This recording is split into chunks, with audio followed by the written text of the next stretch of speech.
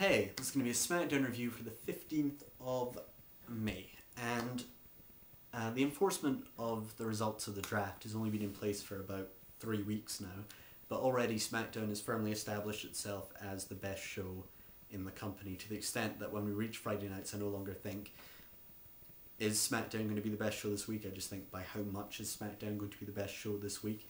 And the answer for this particular week is by a very, very, very long way. This was a very good show, indeed. Great wrestling, great wrestlers, knowing which wrestlers to focus on, and one extended promo, and it was between Chris Jericho and Edge, and you just can't ask for two better people on the mic than that. Just fantastic.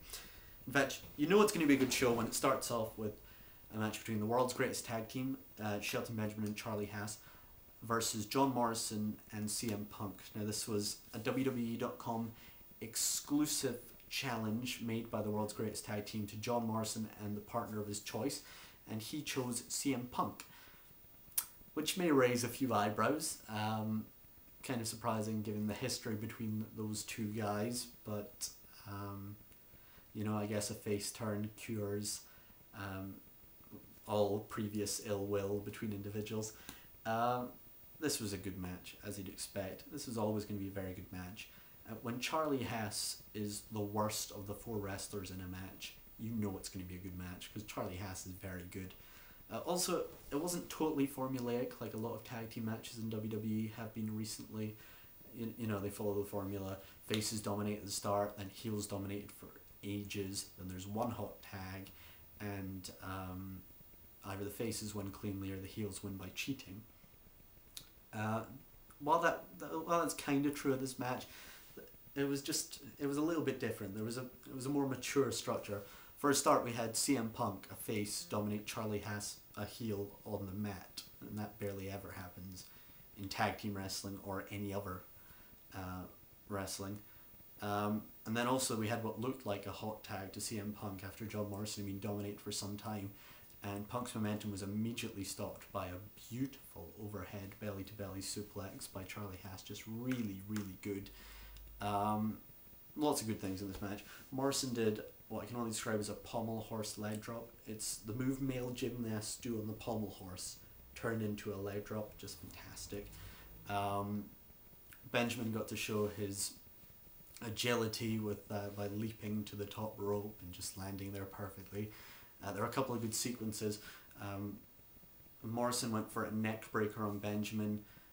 Benjamin reversed it into a backslide, and Morrison just rolled through and made a tag. I thought that was really good. And there was an even better one where Charlie Haas was on the ring apron. Morrison goes for a headbutt to the gut and gets kneed in the face by Haas. Really vicious knee. And then Haas does a sunset flip. Morrison rolls through, gets back on his feet, and delivers the most vicious knee you will ever see. Punk and Morrison win the match. Just a really good match. But overall, it really looks like Benjamin and Haas come out better from this match.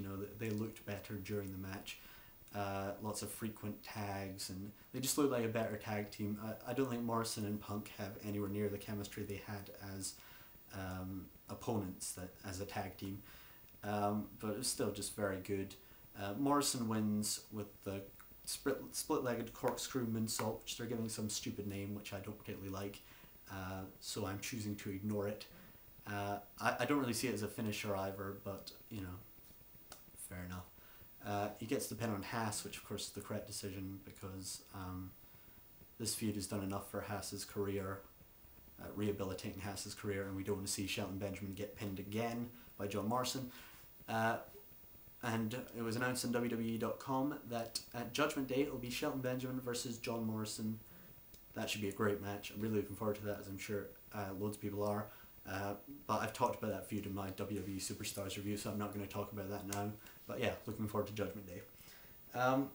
Then we get a Chris Jericho promo. This is a brilliant promo. This is just really, really good. It's articulate, it's verbose. It's just, it's fantastic.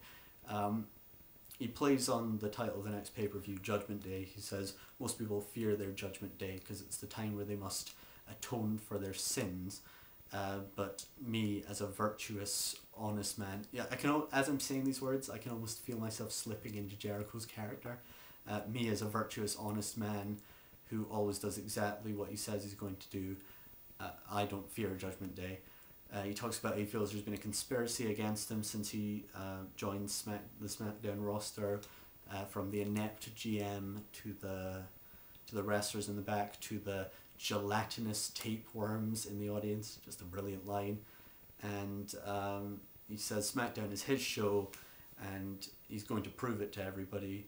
And then he calls out Rey Mysterio, and instead Edge comes out. Now, the audience are so conditioned that when a heel is doing a promo and some music plays, they cheer. So Edge comes out to quite a large pop, and then he comes to the ring and says, "Jericho, I'm sick and tired of hearing what you have to say," which once again is kind of a face thing to say. So the audience cheers again. They have like 1 second attention spans. So Edge has to remind him that he brutalized Cena and stuff like that to get the heat back. Edge starts talking about how SmackDown is his show. How, in fact, there's not a conspiracy against Jericho, there's a conspiracy against him as the world champion. Everyone wants to take the belt off him. And as it's his show, Jericho doesn't get to call Rey Mysterio out. He's going to call Jeff Hardy out. Neither of them gets their wish as Teddy Long comes out and makes a match between Edge and Jericho, which should be almost as good as this promo, which was just really, really good. Then we have Jeff Hardy versus Ricky Ortiz. Ortiz does a promo beforehand. I forget what he says. Rally up, presumably. And then we have a match where the commentators are suggesting that Ricky Ortiz has a chance of winning. Come on. Ortiz looks alright. He's very aggressive towards the start. Hardy's in a bit of trouble, and Hardy comes out of it and he just goes through the motions, really. He just does his move to the corner, that drop kick thing, then he does the twist of fate and then the swanton for the win. He does a promo afterwards where he says Edge is a creature of habit. He wins the title at one pay-per-view and loses it as the next, which of course is a big problem in WWE booking. And he won the title at Backlash, so he's going to lose it at Judgment Day. Right, I'm going to say something controversial now because, I know this will alienate a few people, but this is just really what I think, and he's been really annoying me for a few weeks. In fact, I know my review partner Bobby won't agree with this, but I just don't like Jeff Hardy. I just don't like him. I don't think he's very good at all. I think he's sloppy. I think he's lazy. His offense doesn't look like it hurts. All those punches he does, they just look pathetic. He just looks like he's going through the motions the whole time, and I just really don't rate him at all, especially as he has no upside when it comes to being on the mic or anything. So for me, he's just dead weight. I know a lot of people disagree. You're entitled to your opinions, but that's my opinion. So, okay. Then we had Michelle McCool and Alicia Fox versus Gail Kim and Melina, the smart, sexy, powerful women of the WWE. They're really pushing that slogan. This was a pretty good match. It annoys me because Gail Kim is not over at all, and she is the best thing in this match.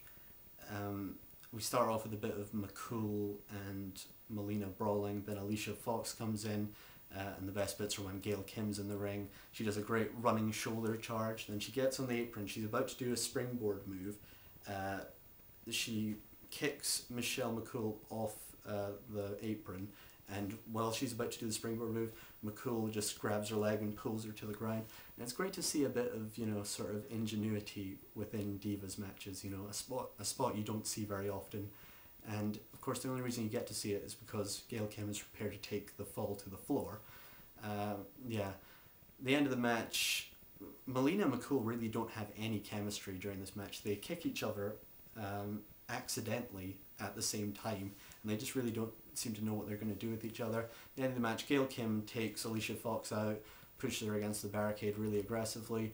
Melina hits her finisher on McCool, the sunset flip bomb thing, which I'm really not sure about, but fair enough. Just annoyed me generally, because I think Gail Kim's really good and the others aren't necessarily, although they're quite good. They're just not as good as Gail Kim, and she should be more over. Anyway, turn over to part 2.